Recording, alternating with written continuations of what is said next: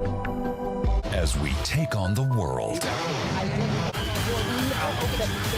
DW, on fire. made for minds.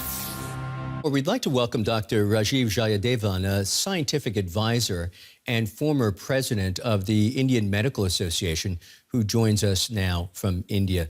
Greetings, doctor. Our report mentions that black fungus is found in many places, including the air we all breathe. So just to be clear, how is it spread to human beings? Well, as you said, black fungus is all around us. For example, you keep a loaf of bread on the kitchen table long enough, you'll see mold on it. Black fungus is a colloquial term for what's called mucormycosis, which in itself is caused by many species of fungi. Now, as we heard on the show, there are many people that are coming down with this condition. The number is close to 12,000 on record in India at this point, and that's an enormous number, considering that this is an extremely rare condition that does pop up once in a while in a doctor's career. Even in an experienced infectious disease specialist career, they don't see more than a few dozen cases in their lifetime. How does it actually get to human beings? It spreads by spores. You know that fungi, they release their spores in the air, and in the air that we breathe, these spores get in and they germinate inside our upper airways. And when the conditions are favorable, they invade tissues. And the peculiarity of this particular fungus is that it spreads through blood vessels and it has no respect for anatomical boundaries. So it eats right through tissues just as it spreads through blood vessels. My goodness.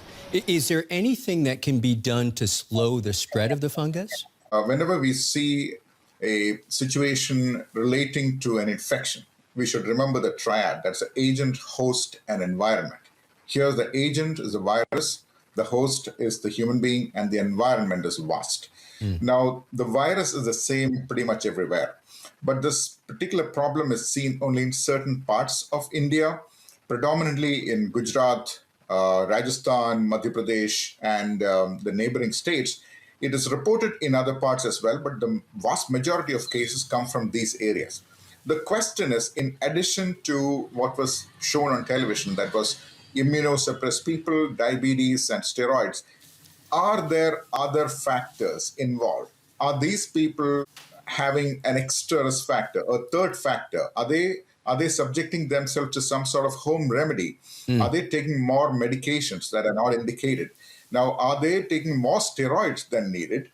And are they taking steroids in higher doses? And are their blood sugars being checked and monitored? So these are all questions that are coming up and that they are being addressed.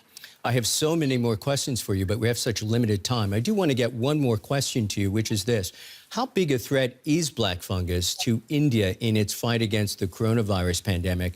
As we all know, India is battling, is in the middle of a huge fight right now with this pandemic. How is black fungus going to complicate it?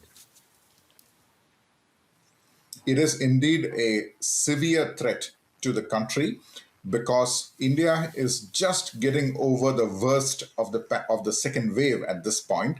The cases have just started to come down, and now we see the rise of this particular condition.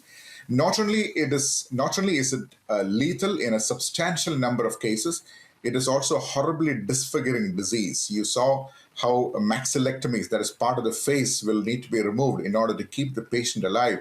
And compounding it is a shortage of what is called amphotericin B, which is an antifungal medication.